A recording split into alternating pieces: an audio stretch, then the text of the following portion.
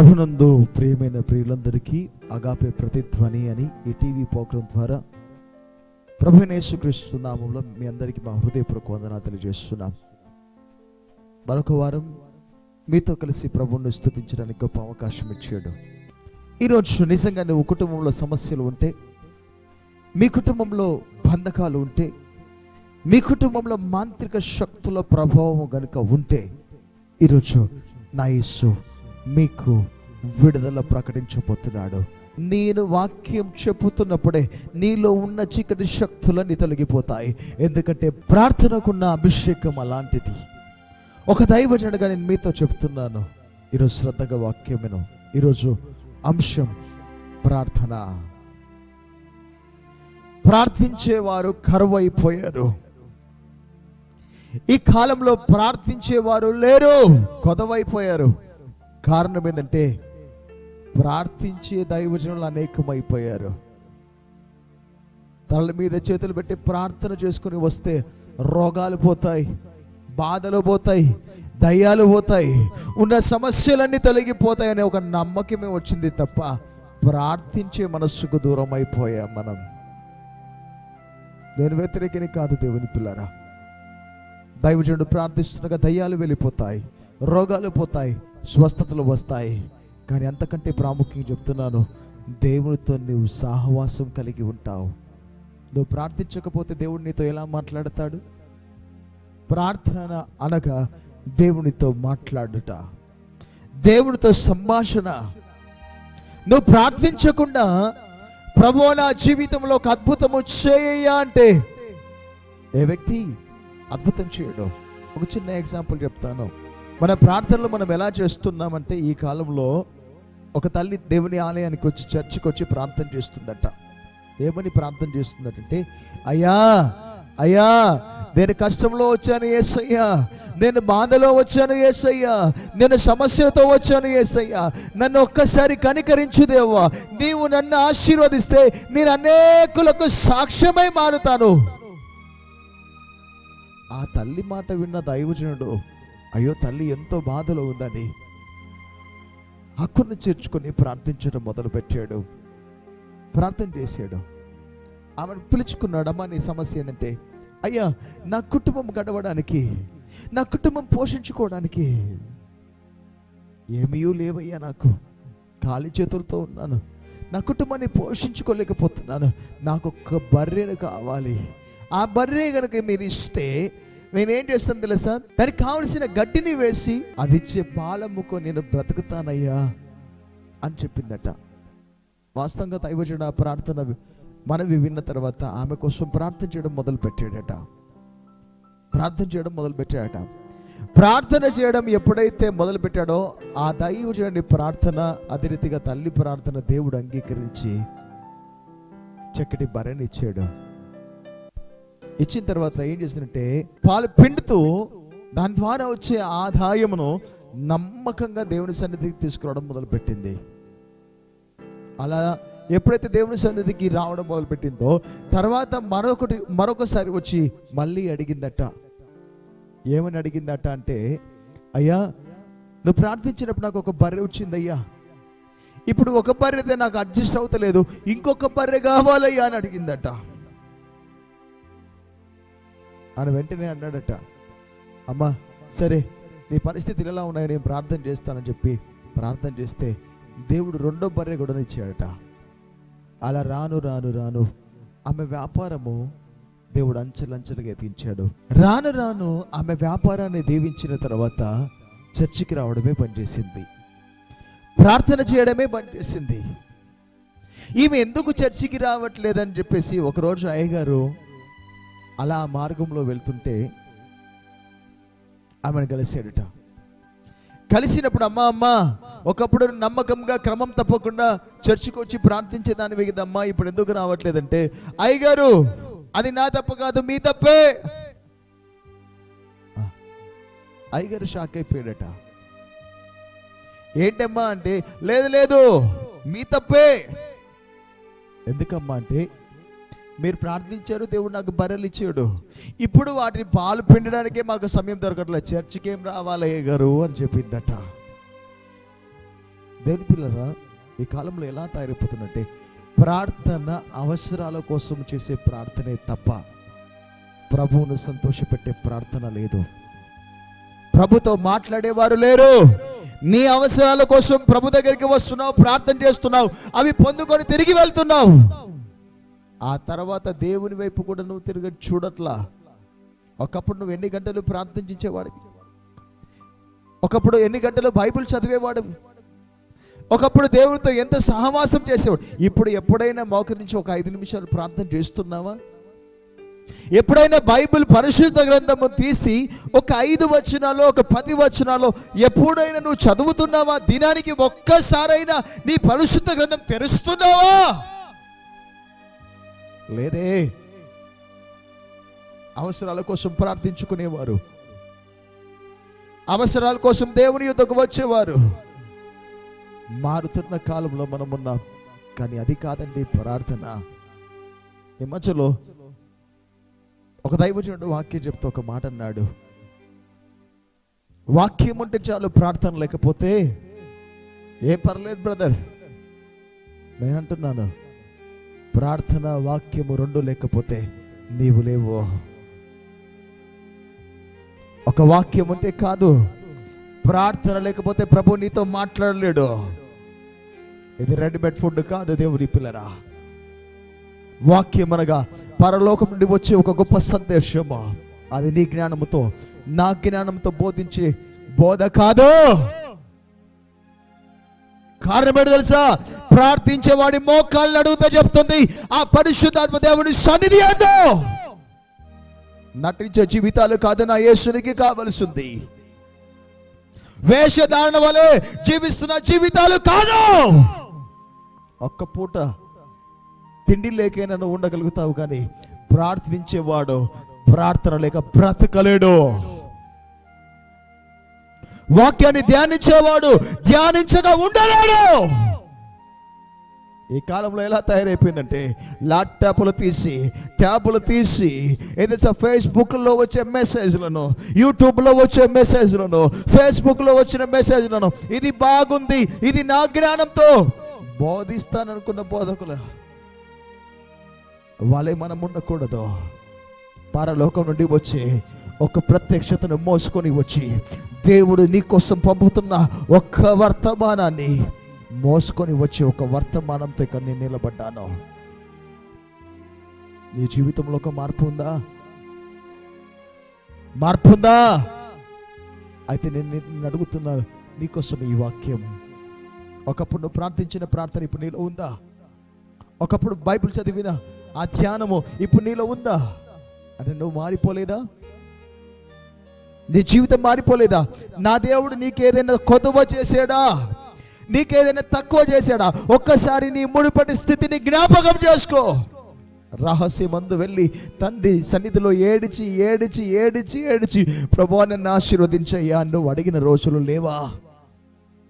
అందుకే నేను నీతో మాట్లాడడానికి ముందు వట్టి మాటలు కాదు, వాక్యం నుండి నీతో మాట్లాడడానికి ఇష్టపడుతున్నాను. మత్తయి సువార్త 6:6 వచనాన్ని ఒకసారి మనం చదువుతాం. నీవు ప్రార్థన చేయనప్పుడు నీవు గదిలోనికి వెళ్ళి తలుపు వేసుకొని రహస్యమందున్న నీ తండ్రికి ప్రార్థన చేయము అని అక్కడ దేవుని వాక్యం సెలవిస్తుంది. ఒకప్పుడు నువ్వు చేసిన ప్రార్థన అది. ఏడ్చావు, కన్నీళ్లు విడిచావు, రోధించావు, తలను బాదుకున్నావు. నా బాధలు ఎక్కడి నుంచి పోతాయి ప్రభువా? నేను ఎలా వస్తాను ప్రభువా ఈ సమస్యలో నుంచి? ఏడ్చావు. ఈరోజు ఆ ప్రార్థన ఎక్కడికి పోయింది బిడ్డ? సహోదరి, సహోదరుడా, ఆ ప్రార్థన ఎక్కడికి పోయింది? ఒకప్పుడు దేవునితో ఏడ్చావు, దేవుడు నిన్ను చూశాడు, ఆశీర్వదించాడు. ఈరోజు ప్రార్థించలేకపోతున్నావే. ఒక దైవజనుడిగా నేను నీతో చెప్తున్నాను, అప్పుడు ఒక సరైన లక్ష్యం ఉంది, నీకు సరైన ఉద్దేశం ఉంది. ఈరోజు నీకు ఎందుకు ఆ ఉద్దేశం లేదు? అప్పుడు నువ్వేం అడిగేవో తెలుసా? ఏది కావాలో అది మాత్రమే అడిగేదానివి. ఈరోజు నాకు ఇది ఉంటే చాలు ప్రభువా, అది నీ చిత్తమైతే అనుగ్రహించుదేవా అని అడిగేది. ఒక సరైన ఉద్దేశం కలిగి ఈరోజు నువ్వు ఎలా ప్రార్థన చేస్తున్నావు? కళ్ళు మూసుకొని నాకు అది లేదు, నాకు ఇది లేదు, దయచేయి ప్రభువా యేసు నామములో ఆమేన్. అది కాదు. చూడండి పరిశుద్ధ గ్రంథంలో నుండి అదే మత్తయి సువార్త 6వ అధ్యాయం 5వ వచనాన్ని మనం చదువుదాం. మరియు మీరు ప్రార్థన చేయనప్పుడు వేషధారుల వలె ఉండవద్దు. మనుషులకు కనబడవలనని సమాజ మందిరములోను వీధుల మూలంలోను నిలిచి ప్రార్థన చేయుట వారికి ఇష్టము. మానకు కాదు, వేషధారులు చేసే ప్రార్థన కాదు మనం చేయవలసింది. ఒక సరైన ఉద్దేశం కలిగి చేసే ప్రార్థన మనం చేయాలి. ఒకప్పుడు నువ్వు ఏడిచిన ప్రార్థన కావాలి. ఇప్పుడు వేషధారుల వల్లే ప్రార్థన చేస్తున్నావు. ఎందుకో ఇప్పుడు ఎలా అయిందంటే, ఒకరు ప్రార్థన చేస్తే వారికంటే ఇంకా నేను బాగా ప్రార్థన చేయాలనే మనసు కాదు, వారికంటే ప్రత్యేకమైన గుర్తింపు నాకు రావాలని ఏం ప్రార్థన చేస్తున్నావు నీకు అర్థమవుతుందా? ఒక చిన్న ఎగ్జాంపుల్ చెప్తాను. ఒక సహోదరుడు మరణించాడు. సమాధి దగ్గరికి అందరూ వచ్చి ఏడుస్తున్నారు, బాధతో ఉన్నారు అందరూ. కుటుంబంలో ఒక సభ్యుని కోల్పోయిన ఒక వేదన ఉంది. అక్కడికి ఒక పాస్టర్ గారు ఒక సహోదరుని పిలిచి ప్రార్థన చేయమన్నాడు. ప్రార్థన చేయమంటే ఆ సహోదరి చేస్తున్న ప్రార్థన ఏంటంటే, ప్రభువా ఈ చనిపోయిన వ్యక్తిని ఆశీర్వదించయ్యా. చూడండి దేవుని పిల్లారా, ఏం ప్రార్థన చేస్తున్నారో అర్థం కావట్లా. ఇంకో సహోదరుడు ప్రార్థన చేస్తున్నాడు. ప్రార్థన చేయమంటే, ప్రభువా ఈయన బ్రతికినన్ని దినాలు చర్చికి రాలేదు, నాకు సరైన కానుకలు ఇవ్వలేదు, ఈయన ఎప్పుడు నాకు గుర్తింపు ఇవ్వలేదు, ఈయనకు తగిన శాస్తిని నువ్వు చేశావు. ప్రార్థన. దుఃఖపడుతున్న వారిని ఓదార్చమని దేవుడు చెప్పాడు. ఒక జన్మదినము జరుపుకున్న వారి ఇంటికి వెళ్ళడం కంటే ఒకరు మరణించిన కుటుంబానికి వెళ్ళి వారిని ఓదార్చి రమ్మన్నాడు యేసయ్య. కానీ ఈ కాలంలో మన ప్రార్థనలు ఎలా ఉంటున్నాయి?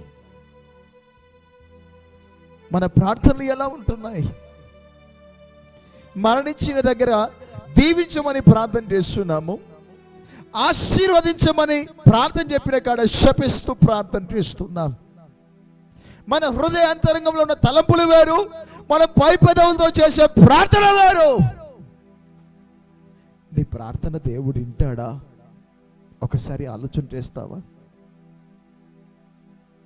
దేవుని సన్నిధిలో ప్రార్థించే నీవు ఒక సరైన ఉద్దేశం కలిగి ఎందుకోసం ప్రార్థన చేయమంటున్నారని తెలుసుకొని ప్రార్థన చేయి. ఈ కార్యక్రమం చూస్తున్న ఈ సమయంలో నీలో ఒక గొప్ప మార్పును దేవుడు తీయబోతున్నాడు. దేవుడు ఏమన్నాడు తెలుసా? అడుగుడి మీకు ఇవ్వబడునన్నాడు, నాకు మొరపెట్టుము నేను నీకు ఉత్తరం ఇస్తానని చెప్పాడు. మత్తయి సువార్త 7:7లో, ఇర్మియా గ్రంథం 33:3లో మనం ఈ మాటలు మనం చూడొచ్చు. అడుగు అడుగు ప్రతి వాటిని కనుగ్రహిస్తాను. కానీ ఎలా అడగాలి అంటే ఒక సరైన ఉద్దేశాన్ని కలుగు. దేవుని సన్నిధిలో రహస్యంగా వెళ్ళి ప్రార్థించు. దేవుడితో మాట్లాడాలని ఒక లక్ష్యం కలిగి ప్రార్థన చేయి. వేషధారుల వలె ప్రార్థన చేయకో. 10 మందిలో నేను చూపించుకోవాలి, నేనే ప్రార్థన పడు, నాకంటే గొప్ప ప్రార్థన పడి ఎవడు లేడని చెప్పేసి భోజనం చేసి ఇక్కడ గంట ప్రార్థన చేసేవనుకో, నేను చూసి ఎగతాళి చేస్తాను. 5 నిమిషాలు చేసే ప్రార్థన అర్ధగంట చేసేవనుకో, డంబంగా చేస్తున్నాడంటారు. కానీ దేవుని వాక్యం సెలవిస్తుంది, నువ్వు ప్రార్థించినప్పుడు రహస్యముల రూపులోకి వెళ్ళి సరైన ఉద్దేశాన్ని కలిగి నువ్వు ప్రార్థించుకోగలిగితే ప్రభువు నీ ప్రార్థనకు జవాబిస్తాడు. నీ ప్రార్థనలో వ్యత్యాసమైన ప్రార్థన వచ్చింది, ఆ మార్పు రావాలి. తిరిగి నీ మొదటి స్థితిని గుర్తుకు రావాలి. ఒకప్పుడు నువ్వు ఏడిచిన ఆ దినాలు నీకు గుర్తుకు రావాలి. అప్పుడు చేసిన ప్రార్థనకు ఇప్పుడు నువ్వు చేసే ప్రార్థనకు ఎంత వ్యత్యాసం ఉందో నీకు అర్థం కావాలి. కారణం ఏంటంటే ప్రార్థించువాడు దేవునితో మాట్లాడువాడు అని బైబిల్ చెప్తుంది. అన్న మాట నీకు రావాలి అంటే, ఈ వాక్యం నీలో ఉండాలంటే ప్రార్థన అవసరం. రెండోదిగా నేను మీతో చెప్తున్నాను, తండ్రితో సంబంధం కలిగిన ఒక ప్రార్థన మనకు ఉండాలి. ఈ కాలంలో దేవునితో సంబంధం లేకుండా మనం ప్రార్థన చేస్తున్నాం. ఎవరితో సహవాసం లేకుండా ప్రార్థన చేస్తున్నాం. చూడండి, మీకు ఒక మాట చూపిస్తాను. లూకా సువార్త 11వ అధ్యాయం 11, 13 వచనాలు మనం చదువుదాం. మీలో తండ్రి అయిన వాడు తన కుమారుడు చేపనడిగితే చేపకు ప్రతిగా పామునిచ్చిన తేలునిచ్చిన కాబట్టి మీరు చెడ్డవారయ్యుండి మీ పిల్లలకు మంచి ఈవుల నెరిగి ఉండేలా పరలోకమందు మీ తండ్రి పరిశుద్ధాత్మను ఎంతో నిశ్చయముగా అనుగ్రహిస్తున్నాడు. నేను ఈరోజు నీతో చెప్పాల్సిన ఒక విషయం, మనం చెడ్డవారయ్యుండి కూడా మన ప్రవర్తనలో మార్పు లేదని తెలిసి కూడా దేవుడు మనల్ని ప్రేమిస్తున్నాడు.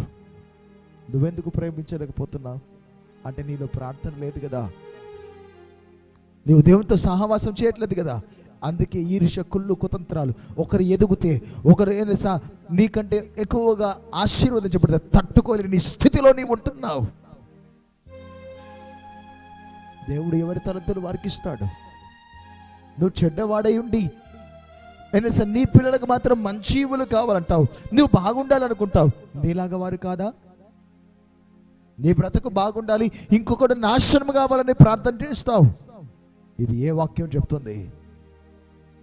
ఏ వాక్యంలో ఉంది ఈ మాట? నీకు నాకు ఈ వాక్యం ఒకటి కాదా?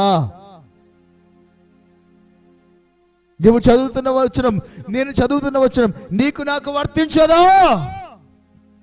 ప్రార్థించేవాడట మంచి పెదవులు కలిగిన వాడై ఉండాలట. మనం మంచివారం కాదు, కానీ నటిస్తున్నాం మంచివారుగా ఉండడానికి. మనకు మన పిల్లలకు మాత్రం మంచి ఈవులు కావాలి, కానీ పక్క వారికి మాత్రం చెడును మనం అలాంటి ప్రార్థన కాదు. ఒక చిన్న ఎగ్జాంపుల్ చెప్తాను. నా భాషలో ఒకరు ఎదుగుతుంటే ఇంకొకరు పడగొడతాడు. కానీ నేను మిమ్మల్ని అడుగుతున్నాను, మనుషుల మనం నిలబెట్టేది దేవుడా? ఈరోజు నువ్వు కూడా ఇదే స్థితిలో ఉన్నావు. నువ్వు ఎదగడానికి ప్రయత్నం చేస్తున్నప్పుడు నిన్ను పడగొడుతున్న వారు అంతమంది ఉన్నారు. నువ్వు దేవునికి సమీపమై ఉన్నప్పుడు, దేవుడు అయినా సరే దేవునికి దగ్గర అవుతున్న కొలది నిన్ను అవమానపరిచేవారు, నిన్ను ఎగతాళి చేసేవారు, నిన్ను గాయపరిచేవారు అనేకులు బయలుదేరి వెళ్తున్నారు. నీవు మంచి ప్రవర్తన కలిగి ఉంటే నా దేవుడు నీకు మంచి ఈవులే ఇస్తాడు. తలదించుకునే స్థితికి రాదు. కానీ చెడ్డవారై ఉంటే మంచి ఈవులను అడిగితే నా దేవుడు నిన్ను లెక్కను అడుగుతాడు. కను గాయంలో ఉండి, బాధలో ఉండి, దుఃఖంలో ఉండి, ప్రభువా అని నీవు దేవుడితో సంబంధం కలిగిన ఒక వ్యక్తిగా ఉండగలిగితే నీ జీవితం ఆశీర్వాదకరంగా మారబోతుంది. నీ జీవితం దేవునికి సమీపంగా మారబోతుంది. కారణం ఏంటంటే నీ ప్రార్థనే నిన్ను నిలబెడుతుంది.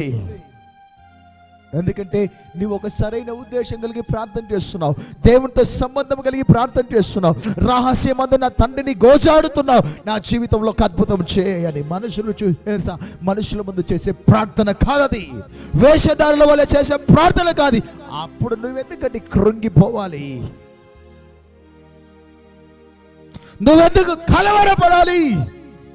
నువ్వు చేసే ప్రార్థన నా తండ్రికి నీకు సంబంధం ఉంటే చాలని నేను అంటున్నాను.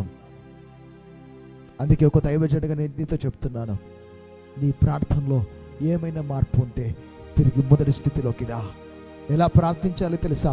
దేవునితో సంబంధం కలిగి ప్రార్థన చేయి, దేవునికి సమీపమై ప్రార్థన చేయి.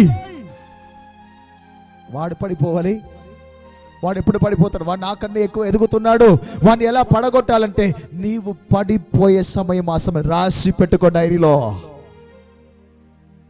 నువ్వు పిలిస్తే వచ్చినవాడు కాదు, ఆయన పిలిస్తే వచ్చినవాడు.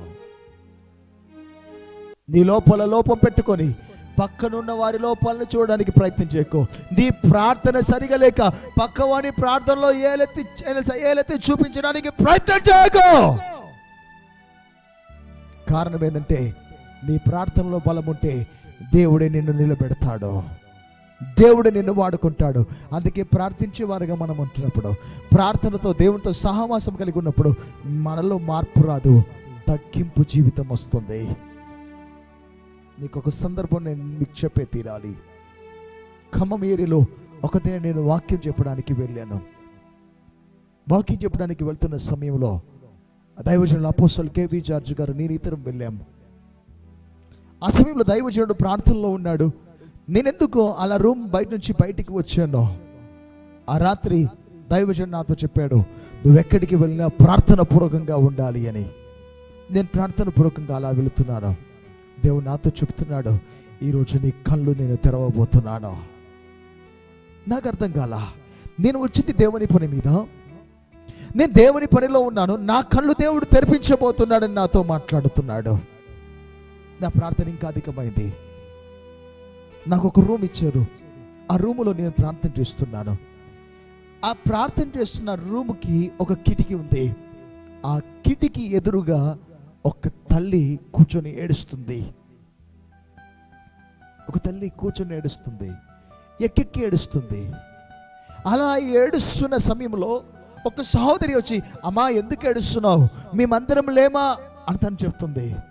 ఆమెకి ఇంకా తన బాధ లోపల నుంచి పోట్లా.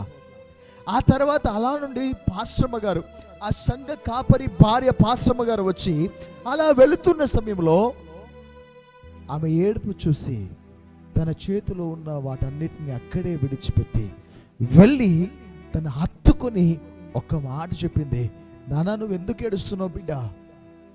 తండ్రిగా పాస్టర్ గారు ఉన్నారు, తల్లిగా నేనున్నాము, మా ప్రార్థన నీకు తోడుగా ఉంది. నువ్వు ఎంతటి సమస్యలో ఉన్నా, నువ్వు ఎంతటి బాధలో ఉన్నా, ఈ రాత్రి దేవుడు నీకు విడుదల ప్రకటిస్తాడు. ఈరోజు గొప్ప దైవజనుడు వచ్చాడు, వారి ద్వారా మీ జీవితంలో అద్భుతం చేయబోతున్నాడని ఆ తల్లిని బలపరుస్తుంది. ఎలా బలపరుస్తుంది దేవుని పిల్లలంటే హత్తుకొని. ఆ పాస్టర్ గారు ఆ వ్యక్తితో మాట్లాడుతున్నప్పుడు ఆమె బాధంతా మరిచిపోయి ఆమెతో మాట్లాడుతూ మొదలుపెట్టింది. ఇంకా నేను మరిచిపోలేని సంఘటన. ఆ తల్లి వెంటనే అడిగింది. ఆమెను చూసినప్పుడు ఏమనిపించిందో నాకు తెలియదు, కానీ ఎన్ని రోజులు అవుతుంది నువ్వు భోజనం చేయక అంటే ఆమె చెప్తుంది, నేను 3 రోజులు అవుతుంది భోజనం చేయక. వెంటనే పాస్టమ్మ గారు పరుగున కిందికి వెళ్ళి పరుగెత్తుకుని వెళ్ళి తన చేతులతో భోజనంలో తన ప్లేట్లో వేసుకొని వచ్చి కలిపి తనకు తినిపించడం నా కనులారా నేను చూశాను. దేవుని పిల్లారా చెప్పండి, దేవునికి ఒక స్తోత్రం. దేవుని వాక్యాన్ని మనం చూడగలిగితే ఆయన ప్రేమలో, ఆయన ప్రార్థనలలో, లేదా ఆయన మళ్ళీ ప్రేమించే విధానంలో ఎక్కడ వ్యత్యాసం లేదు. కానీ మనలోనే ఉంది వ్యత్యాసం. అప్పుడు నేను అడిగాను, ఒక సామాన్యమైన ఒక విశ్వాసి గురించి ఆ పాస్టమ్మ గారు అంత కేర్ తీసుకుందంటే ఆమె దేవునితో ఎంత సహవాసం చేస్తుంటే ఆమె బాధ అర్థం చేసుకుంటుంది. ఈ కాలంలో ఎవరు ఏం తెస్తారా మనం తీసుకుందామనే ఆలోచనలో ఉన్నవారు అనేకులే. ఎక్కడ ఏం దొరుకుతాయి, ఎవడు దొరుకుతాడు, ఎవడొస్తాడు, లక్షలు ఇస్తే వెనక బ్యాంక్ బ్యాలెన్స్ పెంచుకుందామనే వారే తప్ప ప్రార్థించి నశించిపోతున్న ఆత్మలను వెతికి రక్షించేవారు కలరా? అలాంటి వారు ఉంటే మీరు ధన్యులు. అలాంటి వారు ఉంటే మీరు ధన్యులు. ఆ పాస్టర్ గారిని చూసి నేను నిర్ణయం తీసుకున్నాను, నా సంఘంలో కూడా అలాంటి మార్పు రావాలి. నేను మా పాస్టర్ గారికి వచ్చి చెప్పాను, నా జీవితంలో దేవుడు నా కళ్ళను తెరిపించాడు. ఈరోజు ఒక తీర్మానం దాన్ని తీసుకుందాం. ఎన్ని కష్టాలన్నా రాని, ఎన్ని బాధలైనా రాని, ఇతరుల నుంచి ఏది ఆశించక దేవుని సన్నిధిలో ప్రార్థిస్తూ దేవునితో మాట్లాడుతూ ఆయనతో మనం వెళ్ళగలిగితే దేవుడు మనల్ని ఆశీర్వదిస్తాడు. అంతే తప్ప ఏ మనుష్యుని మీద నువ్వు ఆధారపడవలసిన పని లేదు అని మా పాస్టమ్మ గారు నేను ఏకీభవించి ప్రార్థిస్తున్నప్పుడు ప్రార్థన అభిషేకం మా మీదకి దిగి వచ్చింది. అది దైవజనుడే కావచ్చు, సువార్తికుడే కావచ్చు, విశ్వాసే కావచ్చు, ఎవరైనా కావచ్చు. నీ ప్రార్థనలో నిజాయితీ ఉంటే, నీ ప్రార్థనలో నమ్మకం ఉంటే, నీ ప్రార్థనని నిలబెడుతుంది. ప్రార్థన లేకుండా, వాక్యము లేకుండా ఏమీ నువ్వు సాధించలేవు. ఒక బిల్డింగ్ కావలసిన ప్రతి పిల్లర్ సరైన రీతిలో ఉండగలిగితేనే ఆ భవనం నిలబడుతుంది. అందుకే నేను నీతో చెప్తున్నాను, ప్రార్థన వాక్యము, వాక్యము ప్రార్థన. ప్రార్థన వాక్యం ఎక్కడైతే ఉందో అక్కడ దేవుని కార్యం ఉంది. అందుకే నీ మొదటి స్థితిలోకి రా, దేవునితో మాట్లాడు. శ్రమైన, బాధైన, కష్టమైన, సమస్య అయినా, అది ఏదైనా రా అన్న సన్నిధికి పరిగెత్తుకుని వచ్చి ప్రార్థించు. ఎలా ప్రార్థించాలి తెలుసా? రహస్యమందు ప్రార్థన చేయి, సరైన ఉద్దేశాలు కలిగి ప్రార్థన చేయి. వేషధారుల వలె ప్రార్థన చేయకో,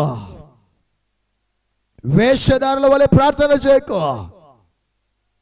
దేవుని వాక్యాన్ని మనం ధ్యానించుకోగలిగితే, దేవుని సన్నిధిలో ఈ వాక్యములో మనం చూడగలిగితే, తండ్రితో సంబంధము లేకుండా, తండ్రితో సహవాసం లేకుండా నీ ప్రార్థన పరలోక రాజ్యానికి చేర్చబడదు.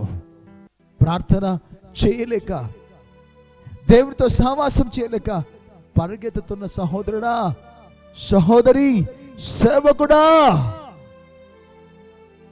ప్రార్థన లేకపోతే ఏమీ సాధించలేవు. ఈ వాక్యం వింటున్న వారిలో నువ్వు ఏ స్థితి కలిగి ఉన్నావో నాకు తెలియదు, నువ్వు ఏ పరిస్థితిలో ఉన్నావో నాకు తెలియదు. కానీ ఈ రాత్రి నా యేసు నీ కుటుంబంలో ఉన్న చీకటిని బయటికి పంపిస్తున్నాడు. కారణం ఏంటంటే ఆయన నీ ఇంటిలోకి వస్తున్నాడు. ఎందుకు తెలుసా? ఈ వాక్యం అయిపోయిన తర్వాత వెళ్ళి మోకరించి ప్రార్థన చేస్తున్నావు, నువ్వు దేవుని మీద ఆధారపడుతున్నావు. ఆ ప్రభువే నీకు తోడుగా రాబోతున్నాడు. నీ మొదటి స్థితిని మరిచిపోకు. దేవుని ఎంత ఉన్నతమైన స్థితికి తీసుకువెళ్ళినా ఆ మొదటగా చేసిన ప్రార్థన చివరి వరకు నువ్వు చేయగలిగితే అపవాదిగాడు నిన్ను చూసి వనికి పారిపోతాడు. అట్టి కృప, అట్టి అభిషేకం దేవుడు మీకు అనుగ్రహించును గాక. ఎన్నో ఆటంకాలు, ఎన్నో సమస్యలు వస్తున్నాయి. వాటిని జయించడానికి మా వల్ల కాదు, నీ ఉంటే సాధ్యము ప్రభువా. స్టెఫెను వలె అత సాక్షులుగా మారే ఒక అభిషేకం మాకు కావాలి. దానియేలు వలె సింహం బోర్లోకి వెళ్ళే ధైర్యం మాకు కావాలి. ఎందుకంటే వారిలో ప్రార్థన ఉందయ్యా. అలాంటి ప్రార్థన అభిషేకం మాకు కావాలి. ఆనోకు, మోషే, అబ్రహాము, మా పితరులు నీతో ప్రార్థించినప్పుడు వారితో మాట్లాడిన ఆ మాటలు ఈరోజు నీ మాటలు మేము కూడా వినాలి అయ్యా. చాలా మంది గాయపడి ఉన్నారు. ప్రార్థనకు దూరమై ఎన్నో సమస్యలు, ఎన్నో ఇరుకులు, ఇబ్బందులను వారు ఎదుర్కొంటున్నారు. వారందరి జీవితంలో అద్భుతం చేసి ఈ రాత్రి విడుదల ప్రకటించి నూతనమైన కార్యం మీరు చేయమని యేసు శక్తి గల నామమున మేము ప్రార్థించి వేడుకుంటున్నాం పరమ తండ్రి. ఆమేన్.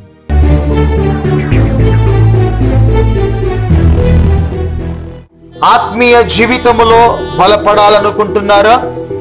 లోతైన ప్రత్యక్షతలు పొందుకోవాలనుకుంటున్నారా? బలమైన ఆత్మాభిషేకం కావాలా? దేవుని కోసం గొప్ప పరిచారకులుగా నిలబడాలనుకుంటున్నారా? అయితే రండి, శక్తితో నింపబడండి. ప్రేమతో ఆహ్వానించేవారు పాస్టర్ నాగిశెట్టి దానియేల్ గారు, అగాపే అగ్నిజ్వాల మినిస్ట్రీస్, జమ్ముకుంట రోడ్, మధుటాకి ఎదురుగా, హుజురాబాద్. మీ ప్రార్థన అవసరతల కొరకు మా ఫోన్ నెంబర్ 9392247600 మరియు 8520077430.